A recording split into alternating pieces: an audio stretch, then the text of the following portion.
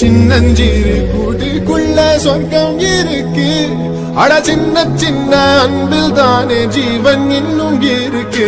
வட்டாம்பூச்சி கூட்டத்துக்கு வட்டாயதுக்கு அடபாசம் மட்டும் போதும் கண்ணே, காசு வேணும் என்னத்துக்கு. பச்சை கிளிகள் தோளோடு பாட்டு குயிலோ மணியோடு உலோகம் ஆனந்தத்தின் எல்லை.